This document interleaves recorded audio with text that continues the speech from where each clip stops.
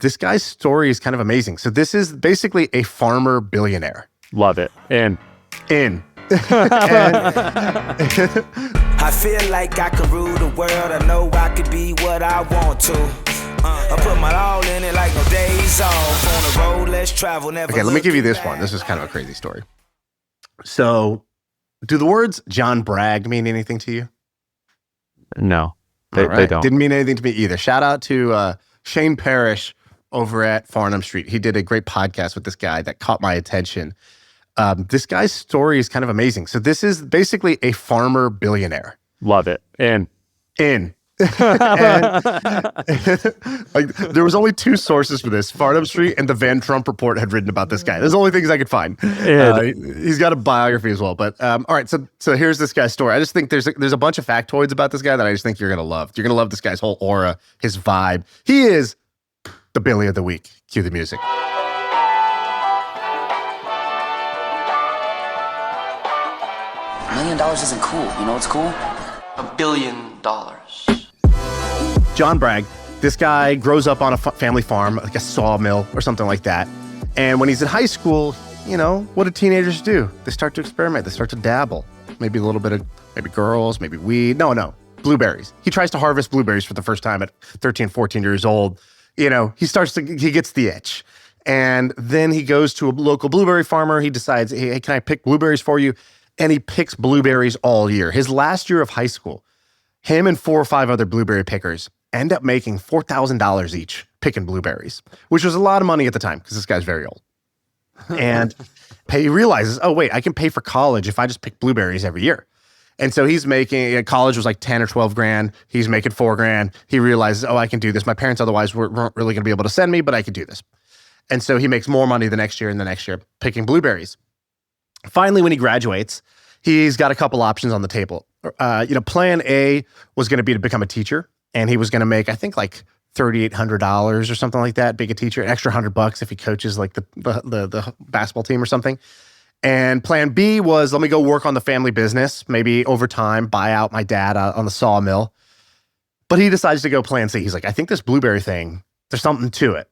And he decides to start his own blueberry farm. So he buys a little piece of land and he starts trying to harvest blueberries. And it goes pretty well the first couple of years.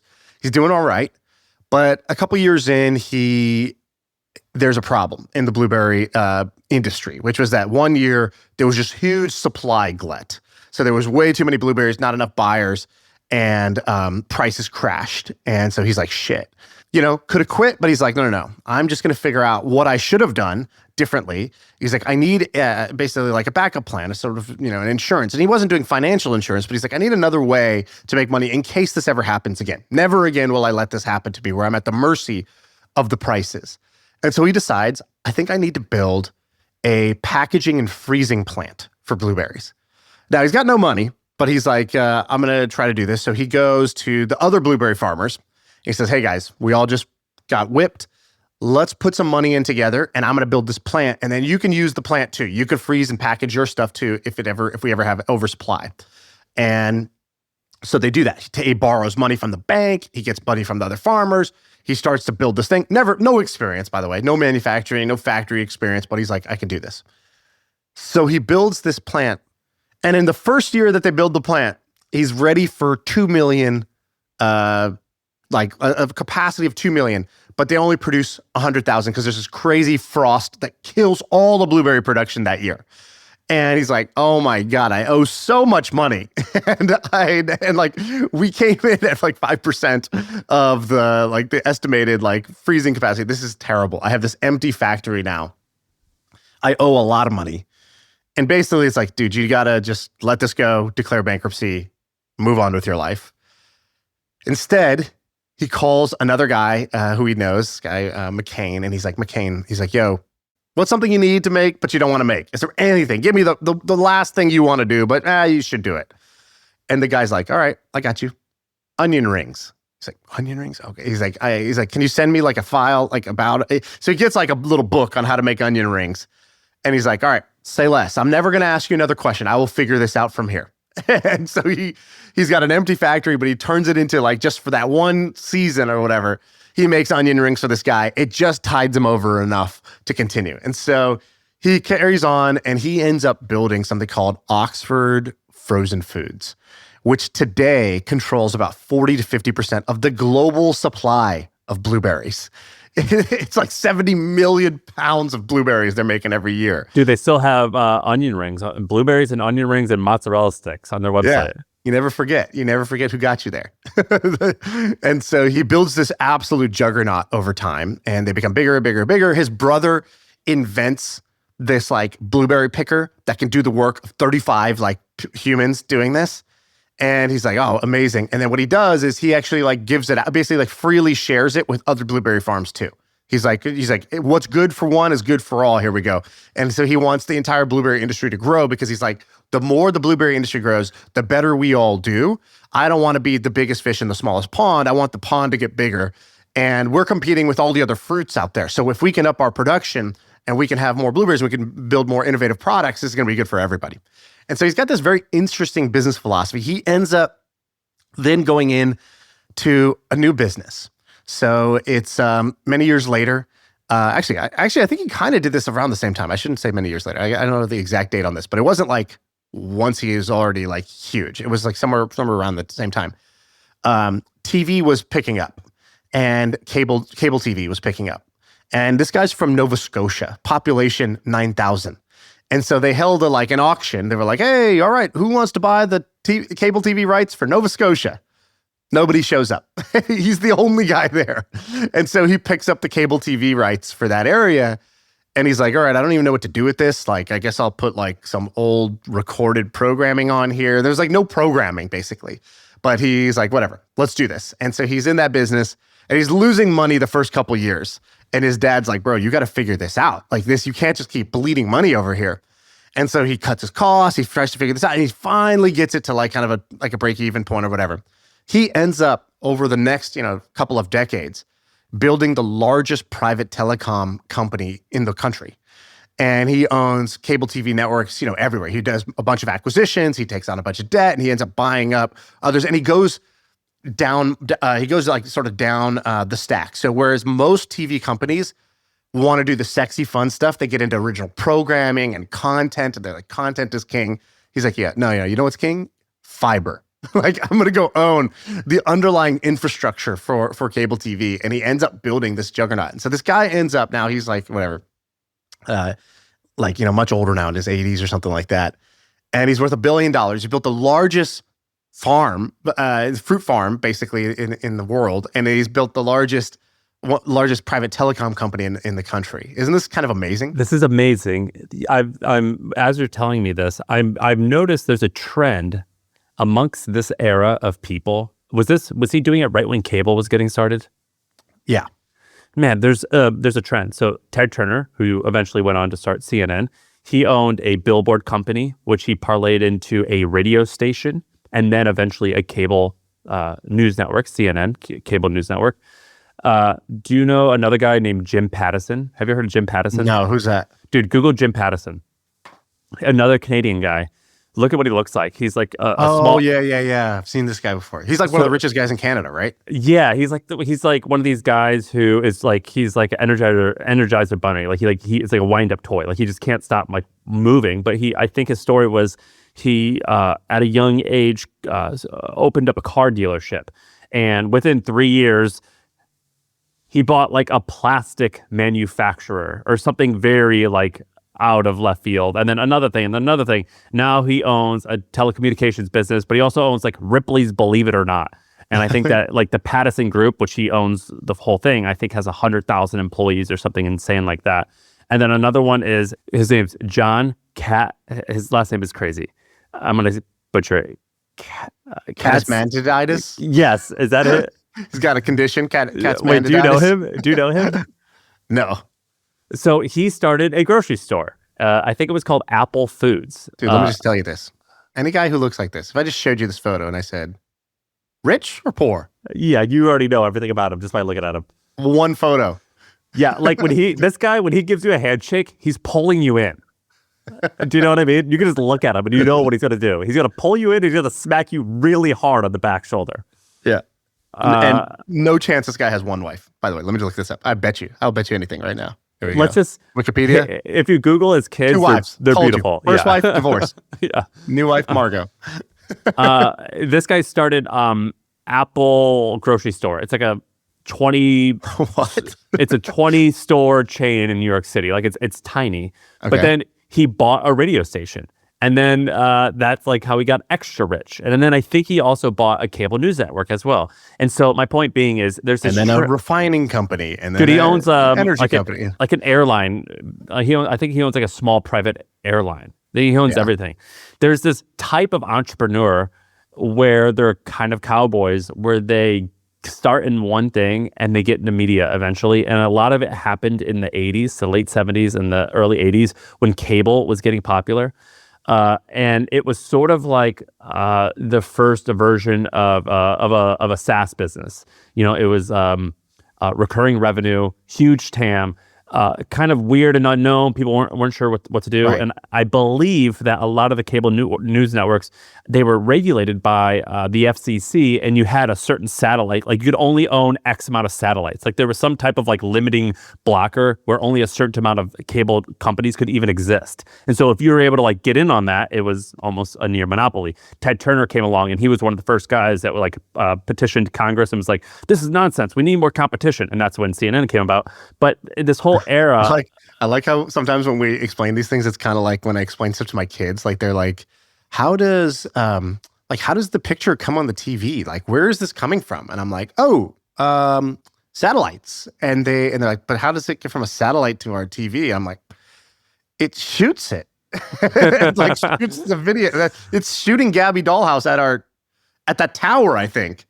I think that's what the cables are for, or maybe that's electricity. I'm not sure exactly what's going on. it doesn't matter though. Just go to bed. But you're like, there was only so many satellites. You had to buy these letters, but they only had so many letters. Don't worry about the letters, okay? The I point is do there's a limited know supply. that it is true. Like There's some spectrum available. there's like we know a lot about spectrums. I do know there was a famous like hearing where Ted Turner like made this passionate speech to like politicians to convince them that they have to change the rules to allow small upstarts to get a satellite.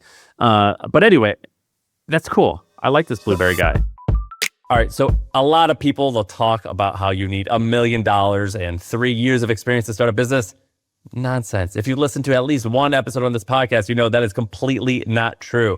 My last company, The Hustle, we grew it to something like $17 or $18 million in revenue. I started it with like $300. My current company, Hampton, does over $10 million in revenue. Started it with actually no money, maybe $29 or something like that, nothing. And so you don't actually need investors to start a company. You don't need a fancy business plan, but what you do need is systems that actually work.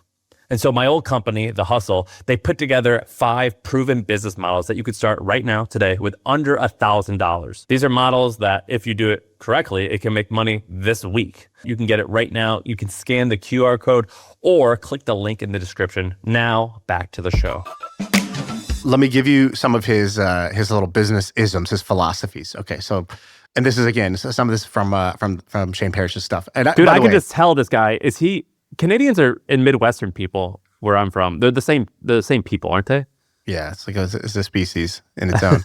So here's a great line by him. I have no reverse gear.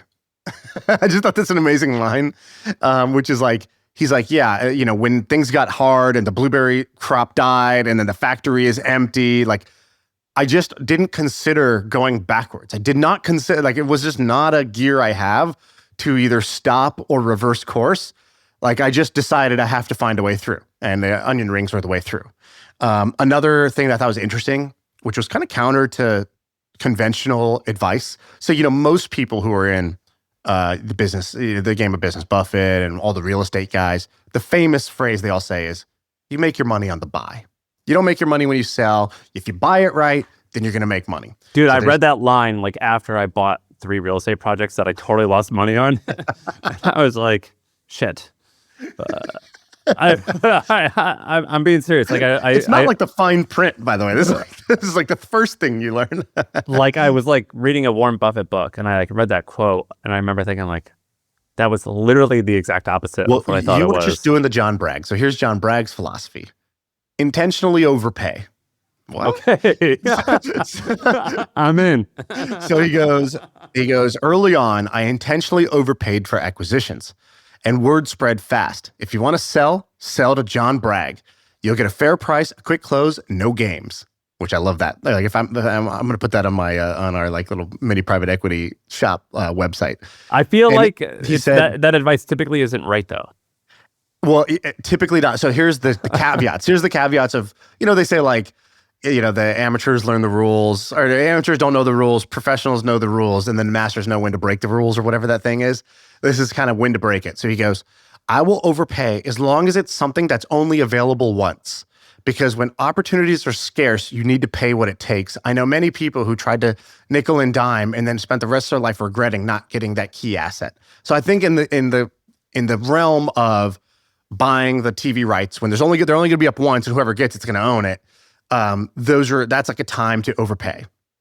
Or if it's a key asset that locks down, a certain competitive advantage, don't quibble on price. In fact, come in over so that you make sure you secure that asset and you develop a reputation. He said something like, you can't buy a reputation. I was like, I think that actually what you're saying is you can buy a reputation. It's like, but here's the reputation. I will overpay, right? Like, it's like SoftBank in the venture game right now. It's like, oh, you want a bunch of money and at a huge, crazy valuation, you go to SoftBank first, right? And there's actually like some merit to that strategy when you have these like, this if you can get the things that have huge upside. So was he like an M&A guy? Like, or yeah, was it was a lot of building the empire through M&A. And what was he buying? Other cable companies or other farms? Both. Here's another banger of a line. So he has 40 to 50% of the global supply, and about half of that is like stuff that he owns and operates his farms, and half is farms he's buying or owns like a big stake in. And he goes, here's the exact line. He goes, we don't want to have 100% of the industry. That wouldn't be good politics. Dude, that's like imagine having the choice to have 100% market share, and they'd be like, that's not polite. We'll scale back. What a baller. All right, here's some Sam porn for you. So focus is absolutely critical. Probably the biggest single principle you can have in business. Here's a big mistake people make. They make their first million, and they think, now I can succeed in any business, even ones I know nothing about. Been there. Sam buying the ranch. Yeah, been there. And then he goes, I wanted to just stick to my knitting, figure out what I could do well, and then just do more of it. Everybody else who came into this industry wanted to make a buck. I was this young guy who said, I'm here to play this game for a long, long time.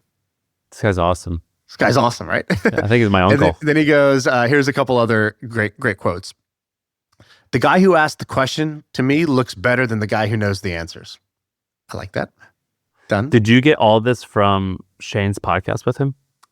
Shane's, and then there's like a couple other people that have written about him, but a lot of this is from Shane's podcast, which I didn't even get to watch because I was doing I discovered this guy this morning. It was like on my list of like things to check out. And as soon as I checked it out, I was like, oh man, this is amazing. I gotta go watch this later. So I've actually only like skimmed the transcript and stuff for this. So I might be getting some of the details wrong. A couple other things. He's one of these like Buffett types where it's like, he's a billionaire, but the vast majority of wealth came like after the age of 70. So it's like, just same way for Buffett where they keep compounding. He had some other things I thought were pretty interesting. So I would have thought he'd be richer. If you own half the blueberries in the world, wouldn't you be richer than 1.5 billion? Yeah. Punk. Yeah. Weak shit. He better be a huge like philanthropist and have given it a lot away. Because I definitely would have thought he'd be richer, right? I mean, I guess. I don't know. I'm not gonna knock him. All right. So he believes in Buffett a lot. He loves Buffett. And so Buffett has this great quote, which is, I'm a better investor because I'm a businessman, and I'm a better businessman because I'm an investor. Yeah. So at age 70, he was worth, hundreds of millions of dollars. So he goes to each of the executives at his companies and he says, today you're just businessmen. You're not investors. He gives them $10 million each, not as a bonus, but as an investment portfolio that they get to run. And he said, I want them to see how strong companies operate and how weak ones fail. There was no penalty for losing the money and no bonus for the gains. It was pure education. Isn't that like pretty wild to do? So he gave, how many managers did he have? I don't know, 6 teams. So $60 million bucks. He gave them what, like a stock portfolio, or he gave them $10 million and told $10 million them to go buy businesses. within their portfolio. Sure. Wow. Okay, that's badass. That's And he crazy. said, and this was at age 70, and then he's like, most people stop learning once they become successful, but the outliers never stop being students. Love that. Resonated with me. All right, what else resonated with me? Let me give you one more. Dude, how about the fact that I just Googled the Shane podcast. Shane went to his office, which is really cool, and he's 84 years old doing a podcast. Like that's amazing that he's with it and he's sharp and he's had this pod. Dude, when I'm 84, I'm going to be in the metaverse. I'm going to be so just like plugged into what everybody's doing in the future. I hope. All right. You want to do one or you want me to go? Have you ever read about United Fruit? If we're going to talk about fruits, have you read about United Fruit? Is that the Banana King guy? Man, that's a great book. I'm in the middle of reading it, and it's the story of United Fruit, which is basically centered around bananas. So, like, you want to do the quick story? I think we've talked about it before, but it's on theme. It's on trend. in the late 1800s, I think bananas were discovered, I think in Nicaragua or somewhere in Central America, and they brought them to America. Americans were like, yeah, we want every banana we can get our hands on. We love it.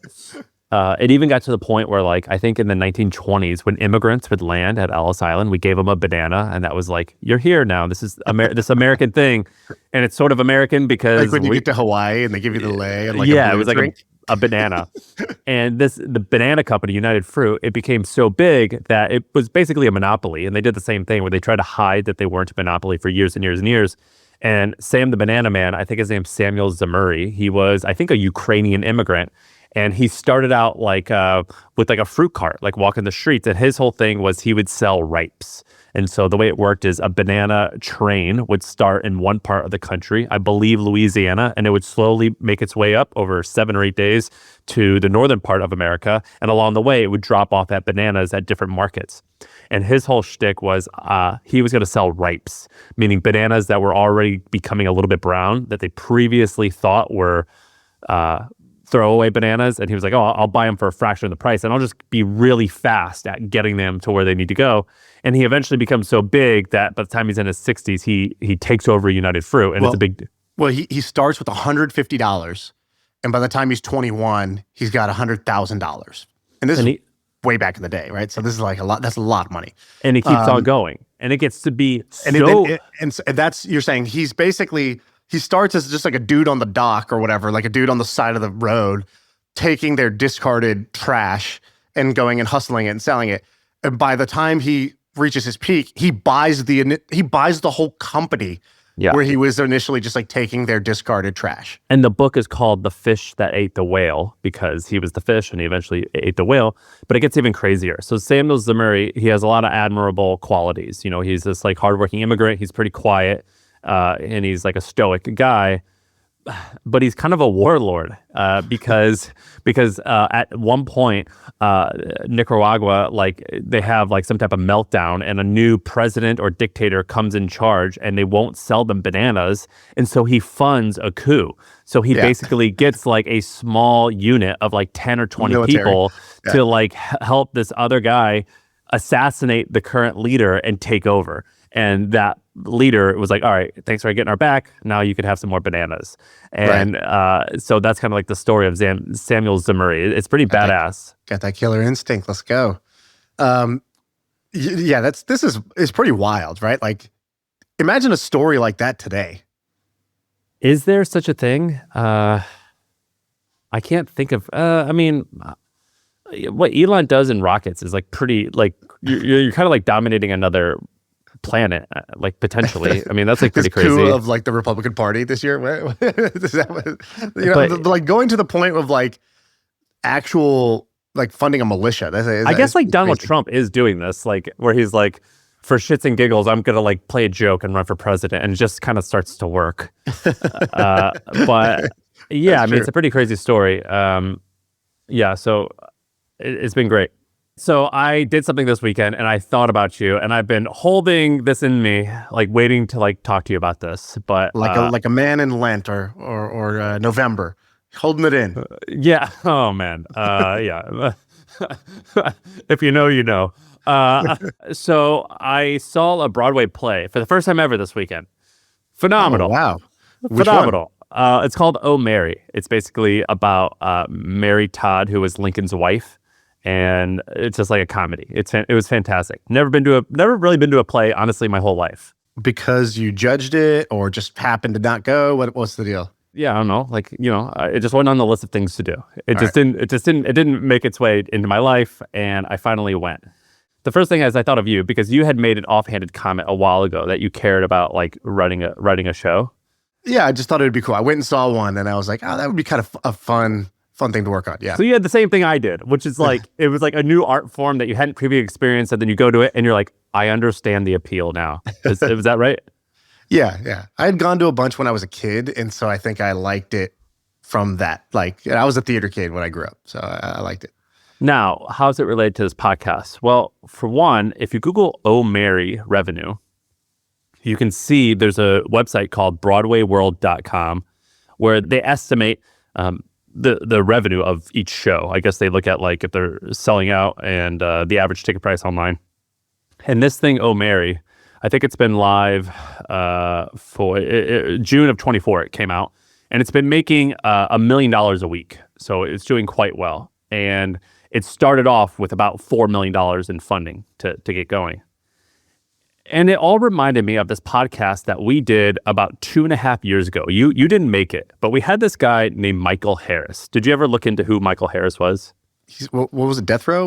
Which record label was he the guy? Yes. The founder of? So the short of it is some people call him Harry-O because his name's Michael Harris. They call him Harry-O, like Harry OG Gangster. So Harry was famous because in his early 20s, he was basically a drug kingpin, and he made a lot of money selling cocaine. And at one point in the podcast with him, I said, and I was trying to be nice. I was like, instead of saying you are a drug dealer, I said, I read an article saying that the article said that you were selling $1 million. Yeah, the article said you were selling $1 million a day in cocaine. And he goes, I think that article said $2 million a day. He's like, I told that journalist it was 2. I was like, yes, sir. And eventually at the age of like 32, I think he gets sentenced to life in prison, 1 for attempted murder, 1 for drug conspiracy, which basically is like the RICO kingpin law. And he had a life sentence. And recently, I think like 10 years ago, Trump commuted his sentence, and that's how he got out of prison. And when he was 32 years old, he founded Death Row Records with Dr. Dre and Suge Knight while he was serving a life sentence in San Quentin. And that's like how Death Row got started. And one of the reasons why it's called Death Row is because they co-founded it with him while he was in prison. And what did they want from, like, what was he able to offer them while he was in prison for life? Money. So his wife, Gotcha. his wife was on the outside. Okay. And she somehow had funds to fund Death Row Records, Right. Now, how does this relate to Broadway? Well, on the podcast that I did with him, he said something that I didn't pounce on because I didn't know anything about it. But he made this comment to me where when he was 29, I think, he was the first ever Black producer of a Broadway musical or a Broadway show. And he kind of told the story, but basically somehow he got in cahoots. He was considered like well known for being like a drug guy. And I hope you said cahoots to him. Yeah. Right after I said okay. He's like, how do you end the podcast? Which button ends this podcast? Yeah, I was like, holy moly. Harry, you dog. Holy moly, Harry. So somehow he got in the loop with this, but he funded Denzel Washington, an early Denzel Washington, his first ever play. Damn. Michael Harris, Harry-O, was he was the investor that funded this show with $1 million. I think this was in 93 or 92 when Denzel, he was just getting going. And he starts telling this story. And while I was at this play, I was like, holy crap. This guy got his way into being the first ever producer of Broadway. Like while I was there, I'm like, oh my God. Like he was so much cooler than I even realized. Dude, if I invested in Denzel before he became Denzel, that's like, you know how Jason Calacanis is like always saying he's the fourth investor at Uber? I would never shut up about it. Google Michael Harris, Denzel Washington. You'll see a photo of them together. And Michael Harris looks like a well-to-do guy. He's wearing a suit. Turns out he was only, I think, 29 or 28 in these photos. And he was a drug kingpin. Kind of amazing, right? Yeah, that's incredible. When he was 26 or something? Was he 26? I think he was pretty young. Yeah, very young. Crazy. And like allegedly had made something like $100 million selling drugs. Pretty crazy. And when I was like sitting there in this play, I was like, obviously, what do you and I do when we do everything? We go to the play and you type in like, oh, Mary revenue on Google. And I started seeing the numbers and I'm like, it's like the play's going on in front of you. You're turned around counting how many seats are in the upper bleachers. And they're like, are you watching the show? What are you doing here? And this is how I remembered Michael Harris saying that, where it all like clicked together, where I was like, oh my God. Do you know how much revenue these shows generate? I'm looking at it's astounding. It's astounding. So the number one is, I'm just going to give you the top five. Top five highest grossing Broadway musicals of all time. You have number one, Lion King, grossed over $2 billion in just the ticket sales. Wicked, $1.7 billion. Phantom of the Opera, 1.3. Hamilton, which is newer, already crossed $1 billion. Insane, right? And of course, our guys from South Park. Are they number one? They're number 5. Book of Mormon, number 5, $850 million on their side hustle. That could be us, dude. That could be us. Dude. We just need to be talented and hardworking. That's all we're missing. They are so talented. When I was at the show, I was like, it's just, they're oozing with talent. One of the guys, Abe Lincoln, the character was played by, what's the guy from Silicon Valley? Kunal? Is that his name? Oh, he's in the play? Yeah, he's in the play. And it was like famous actors and actresses were like in the plays. He's like a jacked Indian Abe Lincoln? Like, what do you mean he played Abe Lincoln? It sounds crazy, and honestly, it is crazy. The guy who played Mary Todd was a guy. So like, it's all types of crazy. Yeah, it's a whole thing.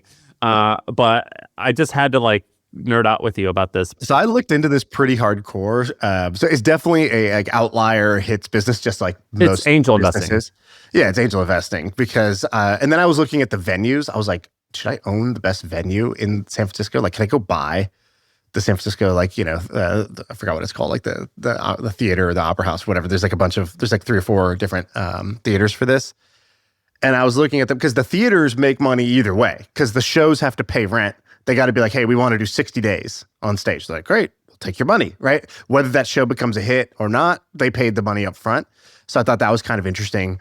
Then I was looking at the shows. Then I was looking at how much it costs to produce the shows because I had just seen the one about Lehman Brothers, which I recommend, by the way. It's too long. First of all, it's way too long. It's like, dude, the one that I went to, we only went to it because it was 90 minutes. I can't sit there for more than 90 minutes. Yeah, less is more, guys. Less is more here in the theater. But it was great, and it was business entertainment, which is what I considered to be my genre.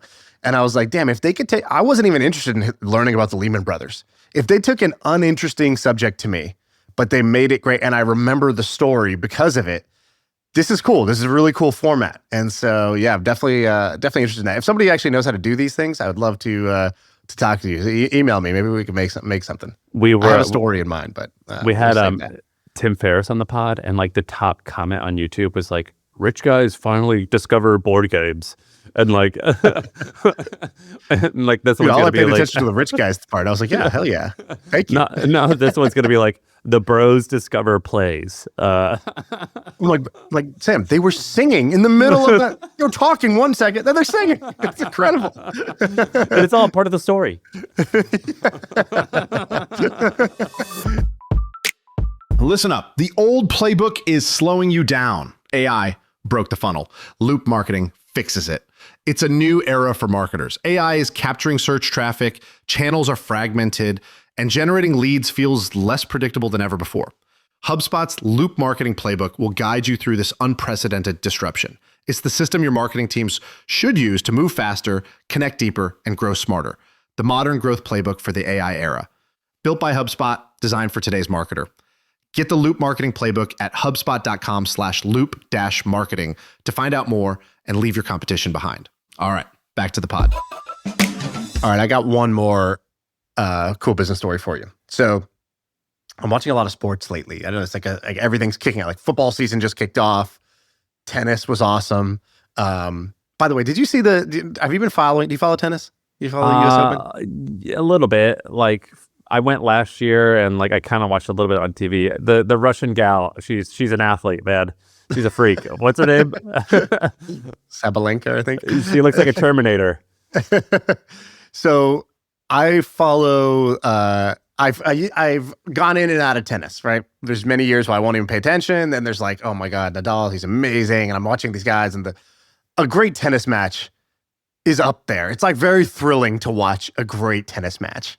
It's like a great UFC fight. Like there's some sports where, the median game is like really good. I'd put like, NFL in that category.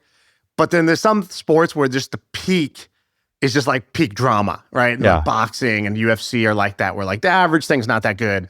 But the peak, the biggest personalities, when it's all on the line and it's just two guys going in there and they're trying to take each other's head off, like it's hard for a basketball game to match that. Okay. So tennis is kind of up there in that sense. So there's the new wave of tennis players. So this guy Alcaraz and this guy Sinner.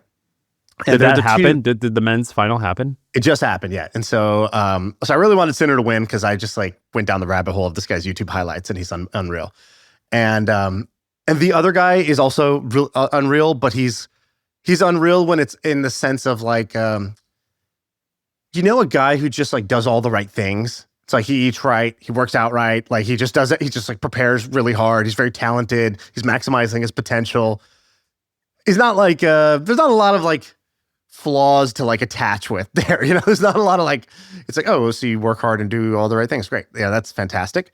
In fact, they showed the warm up right before, because I think Trump showed up at the US Open. So it was delayed like half an hour or an hour or something like that. And so the guys were just in their locker room, like supposed to be warming up. And Alcaraz is like, doing a side plank in midair with his trainer and like activating his core to get ready. And the other guy was playing dodgeball with his trainer and like running around the gym, like just throwing balls at each other. Smoking cigs. Yeah. So I was like, oh, I kind of like this other guy. Anyways, they go out there, Sinner loses, and he just keeps losing to Alcaraz. He's ranked number 1 because he beats everybody else.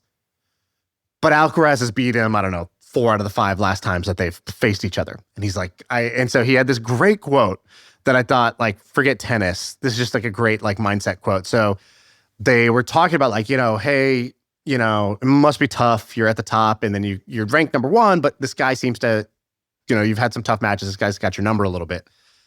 And here's what he said. He goes, I was very predictable on the court today. He changed up his game and the style of how he plays. And now it's on me if I want to make changes or not. I'm definitely going to work on this. For example, I didn't use a lot of drop shots. I didn't do one serve and volley. You arrive at a point where you're going to play this guy. I got to go out of my comfort zone. So here's what I'm going to do. I need to start playing more unpredictably. I might even lose some matches, but I'm going to have to do it. I'm going to have to make some changes. I'm going to have to try to become more unpredictable as a player. That's what I have to do to become better at tennis. And at the end of the day, that's my main goal. And I really just love this mindset from the number 1 ranked guy who's beating everybody else. And he's like, you know what? I'm here, but the top of the mountain is still a little higher, but this path I'm on doesn't get me to the summit. I got to go back down for a bit and I got to find a new trail. And that is so hard to do in life. It is so hard to go back. This is one of these things where he's to like, the bottom and reinvent yourself. He's like, I'm gonna learn how to play tennis, but I'm really learning how to play the game of life. It's like one of those type of moments. Totally. Like, and to be like, I'm gonna probably lose some more matches because I'm gonna have to learn this. I'm gonna have to experiment with this new style, and that's gonna suck, but I'm gonna do it. And like, whatever you're doing in life, that analogy probably holds for you right now. Whether it's you as a parent, it's you on the book that you're writing, it's you at your job, it's you in your business, like whatever it is. I guarantee you there's an element of like, if I want to get to the next level, what I've been doing doesn't probably get me there. And I need to like be willing when the time comes, when I recognize the moment, I need to be willing to go back down the mountain for a little bit and then come back up a new way. Have you ever heard of this guy named Meb Kerflusky? If you Googled him, that's a hard name. Make up name, so no. Yeah, that's a hard last name to Google. But if you Google Marathon Meb, M-E-B, you might recognize his face. Marathon Meb? M-E-B. You see Meb? I don't recognize this guy. He's 50? Yeah. So I think in 2004, he was the gold medalist in the Olympics in the marathon for America, but he's an immigrant. And so when he won, it was sort of one of these things where everyone got behind him because he's a nice guy and it was like the American dream type of energy. And I think it got to the point where he like spoke at a bunch of Obama events and whatever. He's a big deal. He's great. His brother listens to MFM, his brother Howie. And he reached out to me when he heard that I liked running, and I've been friendly with him for a couple years now. And this past weekend was this thing in New York called the Fifth Avenue Mile. And so they get all these guys, these Olympian milers, and they get them to run 1 mile down Fifth Avenue, which is basically a huge street, and it's slightly They shut it down, or they're just they running shut on it the down. sidewalk? Okay. No. They shut it down. It's a big event. It's like a huge event. And there's tens of thousands of people there. And so I went with Howie and I got to like be like his like sidekick. So in Howie, who he runs a management company who Howie was managing his brother Meb. Now he manages other runners because Meb was like, can you help me make more money? And he was like, yeah, fine, I'll do it. And then eventually now he manages, 40 runners or something. And a lot of his athletes were running at this race. And so I got to be his like assistant basically. And he like took me and like I got to meet all these cool people, whatever. And these guys are flying, by the way. I think the guy who won ran 3 minutes and 46 seconds for the mile, which is crazy. And the guy who won, What's your mile time? dude, back in high school, a minute slower, 4 minutes and 47 seconds. Okay, Ted Bundy. Now, what's your mile time now? Not what's your mile time 18 Ted years Bundy. ago? That was not my question. 7 minutes. Not good. I mean, 7 minutes. Like very like recreationally like average. So wait, did you run it, or you just hung out with Howie? Hell no, I didn't run it. I was watching. I was watching. I was just sitting on the sidelines watching. And we got to watch these guys run, and they look like gazelles. They look like animals. It's like crazy. And I was asking them, I was like, what separates? So like, because when I was watching the race, the winner and the guy who got third, they're really close. Like it doesn't seem very far when you see them, but like it's like a second is only, it's not that much, but it is a lot when you're running. And I was like, what separates Nagoose, the guy who won? What separates him from the guy who got last? Because they kind of look the same. They're tall and they're skinny and they look like freaks. Like, what's going on? And he was like, it's mindset. He was like, once you get to this level and you're already a 9 out of 10, what separates the guys that get first versus last in these big races is when they step on the lines, they're killers. He wants to kill you. And he acts like a nice guy, but when they step there, they think, I am here to win. I am built to win. I am not trying to finish second. I'm trying to be the best, and I'm trying to win no matter what. And I was like, well, your brother was like a happy-go-lucky guy. Like, he looks like really kind. And he was like, yeah, he is. But he would sit down for hours and envision winning the New York Marathon. And then when he got to the starting line, you couldn't talk to him. He was an animal. He was out to win. And I thought that was really fascinating. And I've always found it fascinating, particularly in sports, particularly in these individual sports, tennis, swimming, track and field, cycling. I think we had Lance on, and like we talked to him a little about this. What separates the freaks of the freaks? What makes you a freak among freaks? And it appears as though it is not physical. It is absolutely mental. Running my company, Hampton, it gives me the chance to meet with hundreds of different businesses. And I'm always surprised by how many of them still use spreadsheets, emails, and clunky tools that do not talk to each other. It's like watching someone build a house with duct tape. So here's my take. Custom software that actually fits your needs isn't just convenient, it's a competitive advantage to transform the way you do business. And that's why you need to know about a no-code platform called Bubble. With Bubble, you can build powerful web and mobile apps by literally dragging and dropping different elements on a screen, no coding required. By the way, I use Bubble on a ton of different apps, including Hampton. And if you want help building something complex on Bubble, you have to bring in Zero Code. They're the top Bubble agency out there and literally the biggest plugin creator for the platform. They can build anything, custom portals, SaaS products, and they do it about 10 times faster and cheaper than traditional development. Zero Code is also all about AI business automation, transforming manual and slow processes into efficient automated ones. So stop cobbling together different tools and solutions and head to zerocode.com. That's zero code as in the word zero and then code, Q-O-D-E. Again, code is with a Q. And tell them that Sam sent you. Have you heard this phrase? You probably heard it because you're like into running, but I don't run. I don't do it. It's not a, it's like motorcycles. I just don't get on that. So one of the guys who was filming for us, he was talking about this. He wants to film this documentary about this woman, and she's like this amazing long distance runner. I don't know her name. You probably do. But the point is, he was talking about this phrase called the pain cave. Yeah, we go to the pain cave. You go to the pain cave. Yeah. And I was like, look, not into running, but I'll just take that phrase out. That was a cool phrase. He's like, so the pain cave describes like when you're in these like ultra long races, 100-mile race or whatever, and it's like mile 60 or 70, you hit this just like extreme level of like physical, mental, spiritual exhaustion and pain. And you go to the pain cave. And I'm like, but what do you mean? What does that mean? You go to the pain cave. He's like, you go to the pain cave mentally, okay? And you basically, I mean, you probably describe it better than I can, but my understanding was you accept that there's going to be this stretch where you're going to be this extreme pain. You go to the pain cave. You know you're there. You become comfortable. You become not comfortable, but enough. You become acclimated to the pain cave. And you're able to stay there where others want to quit, and you even want to quit. Others would quit, and then you push through, and you end up getting, you get your second win, you get out of there, and you get to the end. Did I butcher the pain cave, or did I describe it right? No. And a lot of Have athletes. you been? You visited? Well, I've been on vacation a couple of times. No, I was training for an ultra before, and it was miserable, and I hated it. And I remember going out for a 3-hour run. And it just is, it's horrible. It's not a fun experience. And like you get to a certain point, and it's crazy to do a sport or an activity where even if you are winning, you go through hell.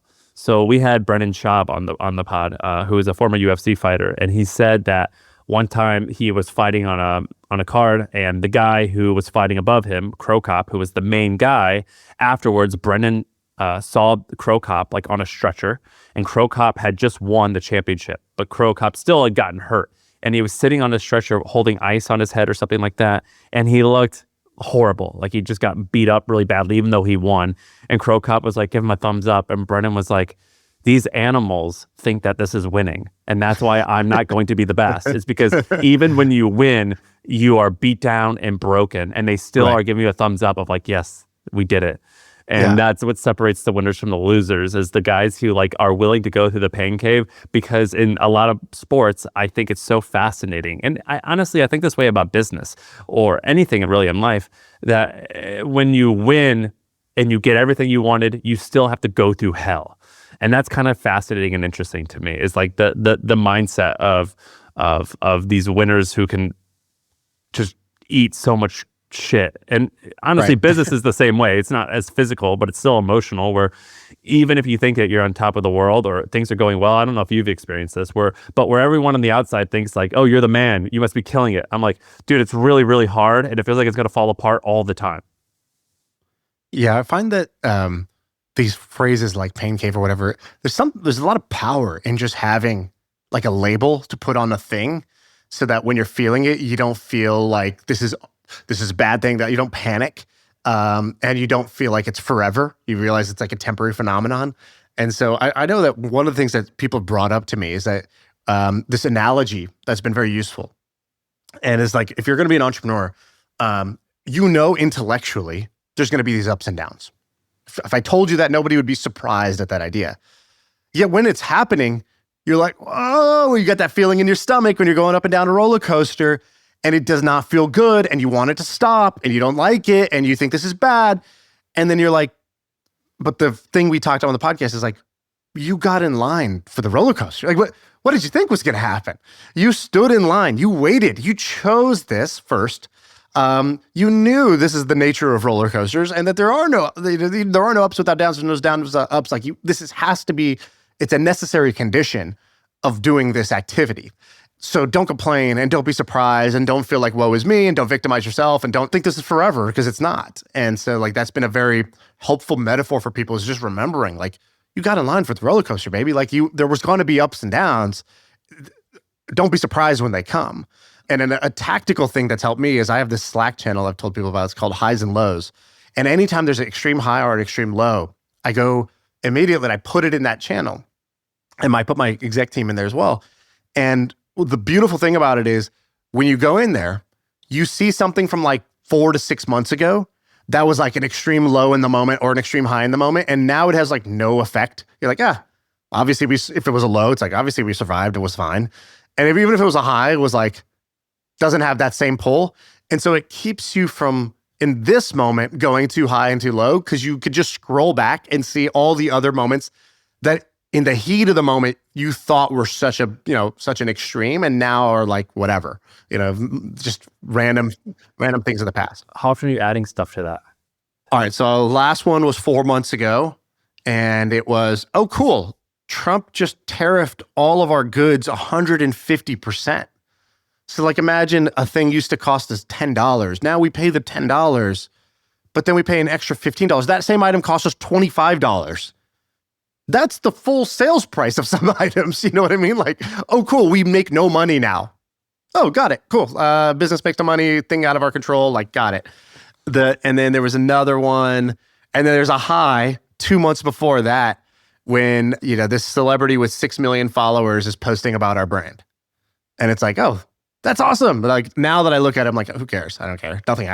Nothing. My life didn't change for either one of those two things. My life didn't change. We got through the low, and I already forgot about the high. Another one. Rihanna's manager emailed us asking for product. Like, Rihanna wants our shit. That's cool. That's exciting. Wait, hold on. Was Rihanna asking for free stuff? Yeah. They always ask for free stuff. Yeah. Really? Yeah. Rich people don't pay for things. That's insane to me. You thought rich people buy things? They request things, and you gladly give it to them. Have you DM'd? I think I've done it maybe twice. Have you DM'd people asking for free stuff? Asking for free stuff? No, I've never DM'd anyone. I think I've been like, yo, this is a great product. If anybody wants to send me one, I'm happy to take it. Like I think that's the lowest I've stooped. I don't think, maybe I have. I can't remember ever DMing asking for free stuff. In fact, like we go the other way, which is like if it's like a friend's product or somebody we know, you always buy it. We want to be their like first customer, and we want to like purchase it to like show, because it feels good and seems like the right thing to do. Another one, Christmas Eve. On Christmas Eve this last year, the Mexican president blocked all imports. So like, hey, that's cool. Our warehouse is in Mexico, and on Christmas Eve, all imports are blocked with no notice, and there's no other thing you could do. But dude, cool, the shit at the port. Do you have a coup staging team? This is just in one business. This is just in the e-com business. This is not even like, I have 5 other businesses. So imagine like if this is probably there's a high or low every 2 months, 3 months maybe, but now you multiply by 6 businesses. That means every single month you're getting hit with a high and a low in one of the businesses. I think it was cool. You said something actually that was quite good, which is it feels nice to label certain emotions because it makes it feel better. I went through a period. It's sort of, what's that? We always reference that meme where like midwit. Yeah. This is like the opposite of that, which is like when I was really young and not very successful, I consumed tons of motivational stuff.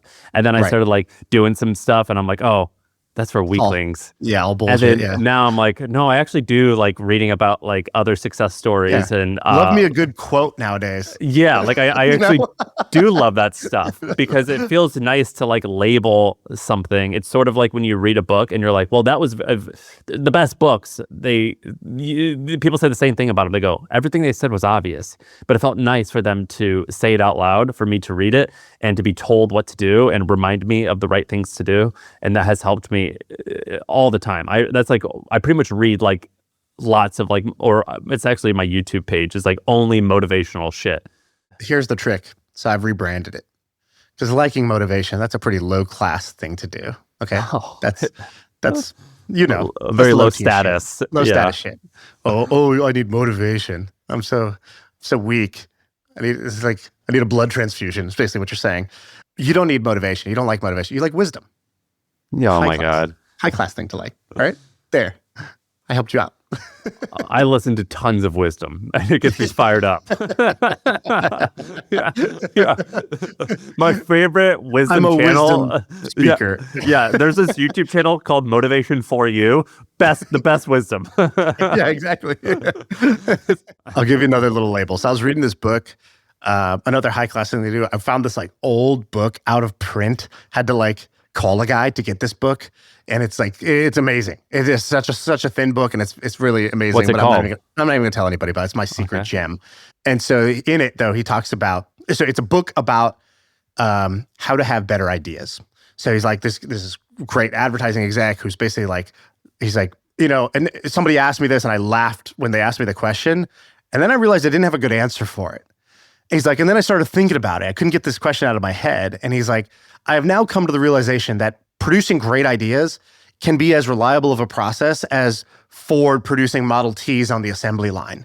And here's how the assembly line works to produce great ideas. And one of the things he says in the book, he goes, this is just a great quote. He goes, the brain, much like the body, has a second wind.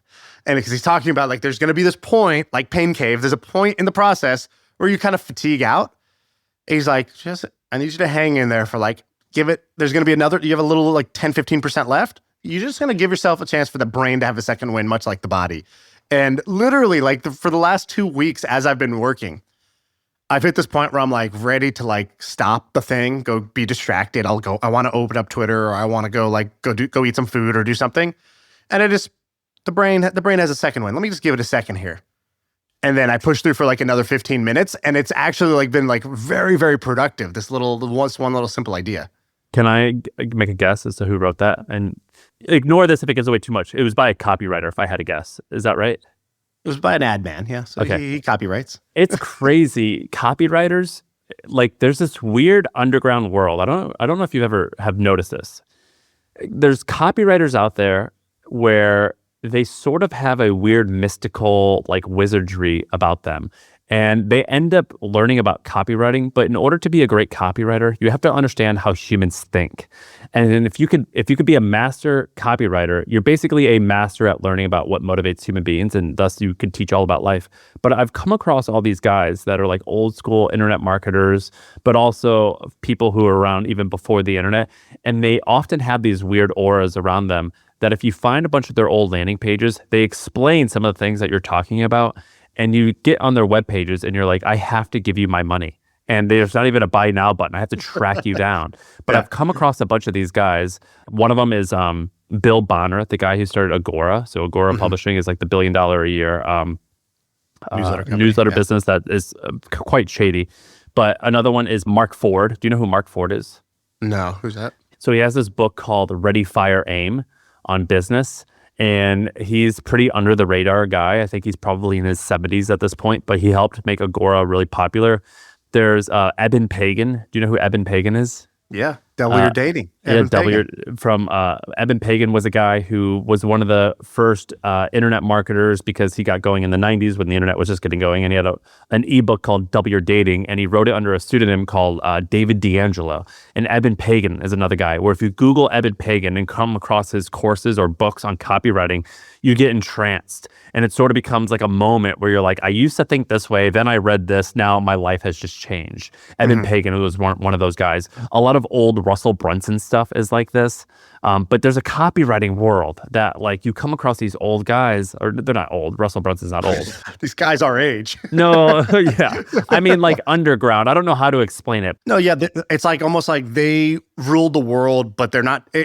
Today, they're less relevant and on the forefront and up in the center of attention as they were 15 years ago, 30 years ago, 40 years ago. There's a bunch of people like that. Yeah, and what happens, and what a lot of people don't realize it, is you can just copy exactly what they do, and it still works, and you don't have to invent anything. So I'll give you an example. There's this guy named Dan Kennedy. We talked about Alex Hormozi, and a lot of people say this to Alex as if it's an insult. I don't think it's an insult at all, but they'll say, you just ripped off Dan Kennedy. And so I started reading a bunch of, it's not an insult at all. It's totally okay to steal from the greats. But if you read a lot of Dan Kennedy's stuff, first of all, if you Google Dan Kennedy, you're going to see what he looks like, and you're probably, you'd probably dismiss him. You're like, oh, what does this person know about business? Because he literally looks like a cowboy. But you read their books, and their advice is beautiful so long as you come with an open mind. And it's incredibly effective, but it's sort of like we talked about books where you say phrases like, oh, it's banned in prison because it's too powerful. Yeah. They all have catchphrases like that. I love copyright. I think there's certain professions where it's almost like Darwinian, right? So like the only way to survive as a copywriter, let's say that was your goal. And a copywriter, then we'll kind of extend that to like an ad man, right? Like the Ogilvies of the world. And the only way to survive is to have these breakthrough ideas and be super persuasive with the written word. So it's like an animal that was on an island, and the animal had to develop this shell if it was going to survive. That was the only way to survive in that climate. And so if you want to get great at persuasion, you want to get great at the written word, you could learn from a bunch of people. You can learn from an Elon Musk or a Steve Jobs. But those guys, in order to do what they did, they grew up they had to have other disciplines that they were great at. And they could be good or maybe even really good at copywriting. But there's people who, that was the only way that they could make it. And so those people have like sharpened that. And you see this with a bunch of different things. So you see this with a lot of investors. When we have them on the podcast, we're like, wow, like I wanted to ask you about like stocks and like, analysis. Yeah. But 95% of the things you think about and talk about is like mastering your own psychology and disciplining yourself and like learning like impulse control and learning how to like be a little, to think for yourself and be comfortable in your own skin. And it's like, yeah, that's the thing it was required in order to be great in the investment world. Combination of like independent thinking and then like self-control and playing the long game and patience, right? And then you talk to people who are, maybe comedians. And comedians are like, wow, you're actually like kind of a truth teller. Yeah. It's like, well, yeah, like that's kind of what comedy is. It's like basically like seeing things for what it is that nobody's saying out loud. And then we say it out loud and then everybody laughs because everybody knew it. And so you realize like, oh, these comedians are actually like pretty wise and pretty like spot on at spotting like the truth, the underlying truth in society. It's like, yeah, because if they don't do that, they don't make anyone laugh. And they get booed off the stage and it's horrible. And so the ones who survive are the ones who figure out how to do that one thing at a world-class level. And so you could study different disciplines where like the Darwinian, pressure, the natural selection forced them to become like A++ at a certain thing. Who do you think falls in that category where you learn about them and they've done the same thing to you? Where you went to them for like, let's say, writing and they changed your life?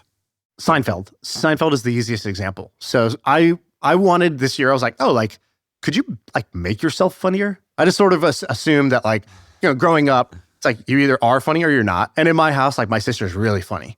And so it was always like, she's the funny one and she's the great storyteller. And I was like the nice kid. And so I always had this probably like from a young age desire to be more like her. And like today it's so funny. People would be like, from the podcast, they'd be like, oh yeah, you're a great storyteller. I'm like, you haven't seen my sister. My sister's amazing at this. I'm just okay. But over time, as I've grown up, I've realized like a lot of these things that seem like you either have it or you don't, creativity, humor, storytelling, like, no, these are just skills you can develop. Like if you just try, you can get way better at it. And so humor was one this year I went into and I was like, all right, let me just take 2 weeks and be like, let me just learn what there is to learn. Let me just see if I can make myself funnier. So I went and studied Seinfeld. So I went for the jokes and then I came out being like, this man is wise and has some of the best sort of like, he has this incredible creative process. Like the way he works has changed the way I work, like completely, like night and day difference. In what way? So Seinfeld does this thing in the morning. You know about this, but like maybe other people don't. Seinfeld, for the last 45 years, has a morning routine. Seinfeld's morning routine is very simple. He's like, if you want to be a comedian and you want to tell great jokes, you've got to write jokes every day. So he wakes up in the morning, he sits down with a yellow legal pad, a pen and a coffee, and he has 2 hours where before he's pre-input, pre-everything. No meetings, nobody can call him. He doesn't read the newspaper. He doesn't check social media. He doesn't do anything else. He's like, I'm going to do 2 hours of this and then I can do whatever I want for the rest of the day. And he sits down, he does his 2 hour morning block, his 2 hour morning routine. He's done that every day for 45 years to the point where there's a photo where he took the pages from his yellow legal pads over the 40 years and he laid it out on the street, I think in New York. No way. And you haven't seen this? No, I'm going to Google it. It literally becomes the yellow brick road. This is awesome. Are you kidding me? This is so cool. So he, to promote his book, he published a book basically of like all of his like scrap jokes that he didn't put into his stand-up. It's called Is This Anything? I think is the name of the book. But to promote it, he did this yellow brick road of all his yellow pages. And, like, for example, how did I work before this, right? I'd wake up, I'd check Slack, I'd check my email, I'd then start to think about what I'm going to do, but then I got kind of hungry, then I go do this. Then, I had this meeting scheduled at 9, so I'm going to get to my main thing at 11. And just Seinfeld's like keeping it sacred of like, yo, what's your main thing? You spend if you're going to be creative, you're going to spend 2 hours in the morning creating. That's it. Tim Urban from Wait But Why told me the same thing. He goes, if he goes, all I have to do in life is wake up and spend the first 2 hours writing. And if I do that, life is amazing. And if I don't do that, my life sucks. He's like, and by the way, it's only 2 hours. It's not 8 hours. It's not 10 hours. I don't have to keep grinding all day. 2 hours is more than enough if I actually do it. So Seinfeld does that, and he talks about writer's block, where they're like, but Jerry, like, what do you do on days where you don't know what to write? He's like, what do you do with writer's block? He goes, oh, it's funny you ask, because there is no writer's block. And they're like, what do you mean, Jerry? Like, of course, like, we have all felt it. There's writer's block. He goes, no. There's lazy. There's afraid. There's having too high of expectations, but there's no writer's block. Let's be clear. And he's like, here's the cure to writer's block. You ready? Accept your own mediocrity. Don't sit down and think, today I'm going to make this great thing. It's going to be so amazing. The words are going to flow. I'm going to make this funny joke, because that's what stops you. What you need to do is almost an anti-affirmation. You need to sit down and say, today I'm going to sit down. It's going to be hard to write. The thing I'm going to come up with is going to pretty much suck. I'm going to look at it and I'm going to hate it. I'm going to want to crumble it up and throw it in the trash. It's going to be that bad. But you know what? I'm going to put it down on paper anyways, because every once in a while, there'll be a little nugget of something good. And then after I find a little nugget of something good, I might be able to polish it with a ton of work later and make it great. And he's like, this sort of like anti-affirmation, right? So like, I have taken that and completely stolen that as my daily process from this guy I went to learn about like how to make people laugh. And I'm like, That's no, awesome. I learned how to work, how to live.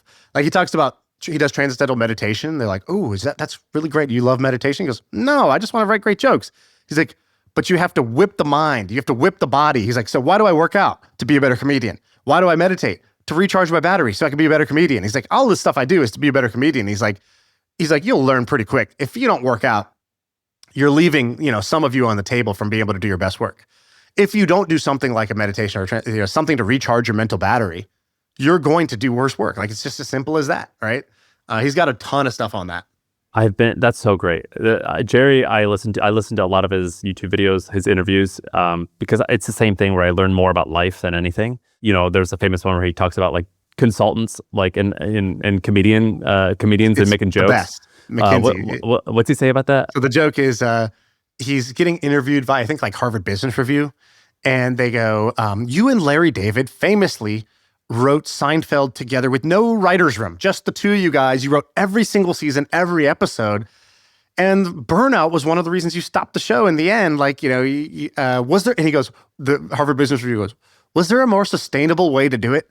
Could McKinsey have helped you find a better model? And he goes, who's McKinsey? Did they really ask that? Yeah, he goes, who's McKinsey? And they go, it's a consulting firm. He goes, are they funny? They go, no. He goes, then I don't need them. If you're efficient, you're doing it the wrong way. The right way is the hard way. The show is successful because I micromanaged it.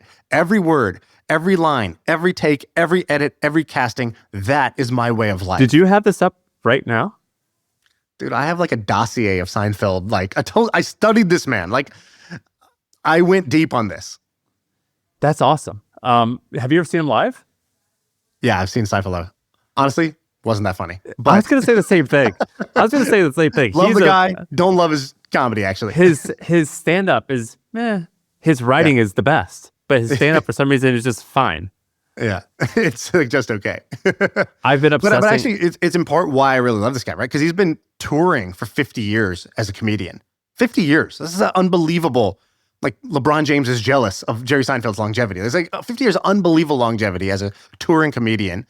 And he's also, I think it was remarkable. He's the first and only billionaire comedian, mostly because of Seinfeld, the show, but also like, comedians in cars doing coffee. He sold for like $100 million. Like Did he really? Been touring for a long time. Yeah, Netflix picked it up for $100 million. He's an outlier. But the great thing about Seinfeld is if you see him, he's not like naturally just oozing charisma and like talent. Like there's some guys, they could do amazing impressions. You're like, I could never do that, right? Or there's other guys that are just like, they have just this knack, this gift for gab. And you can just see it, like the way they grew up. Like this guy's just so funny. And Seinfeld is like he looks like an HR manager, right? Like he doesn't look like he's the most naturally talented guy. And that's kind of why I love it. Like the guy's the most successful comedian because he's just this craftsman. He squeezed everything out of his natural talent. And I think, how often does that really happen? Like how often do people really maximize their potential? Very rare. I remember when I was starting The Hustle, Scott Belsky, like I cold emailed him and asked him to invest and he didn't want to invest. But then I just like added him to The Hustle and I started writing like extra good emails. And he eventually replied, he's like, this is so good. Can I invest like a very small sum? But I just want to let you know, like, this is like, you're fantastic. This is great. And he let me hang out with him. So for anyone listening, Scott Belsky, at this point, he's known as like a legendary investor. But before he was this amazing investor, he had started Behance, which he had sold for, I think, $175 million. Now he was nearly the CEO of Adobe, which is one of the largest companies in the world. I think now he works at A24. Is that right? Like the big shot Hollywood production company. He's the chief strategy officer and something else. And I didn't listen to his advice when I met with him, and I always regretted that I didn't listen to his advice, and I didn't understand it until now.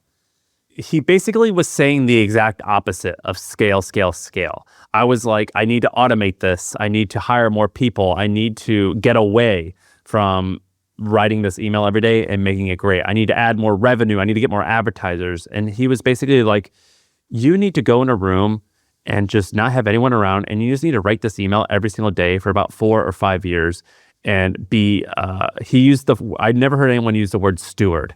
He was like, you need to be a steward of greatness and a steward of taste for your audience. And I didn't understand what that entirely meant. But what I thought in my head, I was like, but you're wanting me to act like I'm a small business owner? You're wanting me to act like a craftsman? I was like, I'm not trying to be some garage band. I'm trying to be Lady Gaga. Like, I'm trying to sell out stadiums. What are you talking about being a craftsman? Do you know what I mean? Like, I don't understand what you're saying. Why am I going to say small? I want to sell out. I don't want to, like, that's the whole goal. And it took me years to understand what he meant, which was you can become this like huge successful person and also be a craftsman. You know who honestly does a great job at this, and it seems silly, is Dave Portnoy. Dave Portnoy had it, and I don't even like the comedy anymore, but he's had his hands in it, and he's been consistent now for 25 years, and he's ridiculous. He's a ridiculous person. He's sort of obnoxious, but you know what? He's done it. He's done exactly what Scott Belsky has said, which is you need to be in the thick of it, and you need to be focused purely on creative, and you need to be a steward for taste. And I didn't understand what that meant until I was about 32 years old. I think he told me this when I was 26. And I was like, Scott, how are you so successful? You don't know anything about business. You're telling me not to like focus on scaling and all this. Gaga, Scott. Gaga. But now that I know, like, some of these people who are actually making the most money are actually still craftsmen. Yeah. And so like I distinctly remember, I'm like, I want to sell out stadiums. I'm trying to sell out. I'm not trying to be a small little like Korean family owned bodega. Like, I'm trying to take over the world, baby. You said Dave Portnoy. There's another guy who's like that, Bill Simmons, and he's probably the reason I'm doing a podcast today, is because I was back in college in, I don't know what that was, 2007, listening to the BS report. You know, I used to like fall asleep listening to the BS report. Like, it was like that. It was that like, and at the time, podcasts were nothing. And he had been a blogger before that. Then he was an ESPN columnist. Then he did the podcast. Then he did 30 for 30 documentaries. Then he gets fired from ESPN because he does the Ringer. Why did he get fired? He was pretty outspoken against Roger Goodell, the NFL commissioner. He's this guy's like kind of covering shit up and like not like, he doesn't care. So it could be contained. That's the best there was like type a of fire. domestic violence thing. There was like the concussion stuff, and he was basically like, he would make jokes, but like the NFL's ESPN's biggest partner, and so he got suspended a couple times, and then they were just like, this guy's too hard to work with, and so they killed his project Grantland and they fired him, and so he comes back after licking his wounds a little bit, and he comes back with the Ringer, which is just the Grantland again, and he'd been doing this now for like a long time. But he ends up selling to Spotify for $200 million. And there's a great tweet that was going on the other day. So the tweet was basically a video of Simmons, and he's walking through the office. He's carrying like a chair, like a school chair. And he's carrying a chair and a microphone. And he's like, and they're like, Bill, what are you doing? And he's like, a trade had just happened in the NFL. The Micah Parsons trade just happened. And it's like kind of like a, you know, in the grand scheme of things, not like a big story, but like, you know, it was like the biggest story that week. And his company has like 15 other podcasts. And so there's like this NFL podcast going on. And he's like, I got to go talk about this. So he's just carrying a chair through the hallway, and there's a guy behind him like filming him, like, Bill, what are you doing? And he just barges in and he like puts down his chair with his microphone, and he wants to like talk about it with the guys. And somebody tweeted, they're like, honestly, respect. This guy's been doing this for like 20 years. He's worth like $200 million. And yet on a like Thursday, he can't wait. He's literally carrying his chair and his microphone and wants to sit with his friends and do a podcast about this trade. Like that's kind of goals. You know what I mean? Like that's actually like career goals. And that really like, I don't know, that kind of like stuck with me. Like that is really what you want, is like a job that's so fun and so you that it doesn't matter what's the money in the bank. Like you really just want to do it. You just want to do the thing to the point where you're just going to carry your chair down the hallway and try to find a podcast to go do about it. You know, I thought that was great. Where's he now? So is Grantland still a thing? Grantland died with ESPN. He creates The Ringer. Ringer sold to Ringer, Spotify. And so it's part of Spotify. And he's been, making bank ever since. Why haven't we been able to get him on here? You've talked about him like 4 or 5 times as like your number one. He's like that girl at the dance I don't want to approach. Yeah. I'm like, hold on, I just gotta I'm gonna fix my shirt real quick. I gotta take off my shirt. I gotta go get some punch. I'm thirsty. I'll do everything else except for ask him. Yeah, I mean, he looks pretty awesome. I don't know really anything about him. I would love to talk to this dude. He seems great, and you've talked about him like He's 6 prolific. or 7. Yeah. Is he? Yeah, I mean, to go from a dude who couldn't even get hired by like a local paper, basically. So he starts blogging early on the internet, parlays that blog into like getting his own section and being the highest paid sports writer at ESPN. But the thing is, it's not just that he was the highest, it's not just that he was successful. He did it his way. Like he created an entire style of writing on like a publication like ESPN. He basically wrote like a blogger on ESPN. Nobody did that. He wasn't impartial. He was like, no, I love the Red Sox. I love the Patriots. I'm from Boston. What are you talking about? I'm going to write like a fan. Like I'm going to write like a fan. And sometimes I'll be pissed at what my team is doing. Sometimes I'll be excited about it. I'm going to make a bunch of references to like MTV Road Rules, The Challenge. Like I'm going to do what I'm interested in, even though that makes none of it is like by the book. And then he does podcasting early on. Then he does the documentary series, builds the most successful sports documentary series. 30 for 30? 30 for 30. It was his brainchild. He conceived it. He created it inside of ESPN. Like nobody believed in it basically. And he kind of fought for it, got it done. It became super successful. He's epic, dude, what he's done. And still on the podcast, you would never know. So he'll never reference the fact that like, he's basically richer than like a lot of the athletes he covers at this point.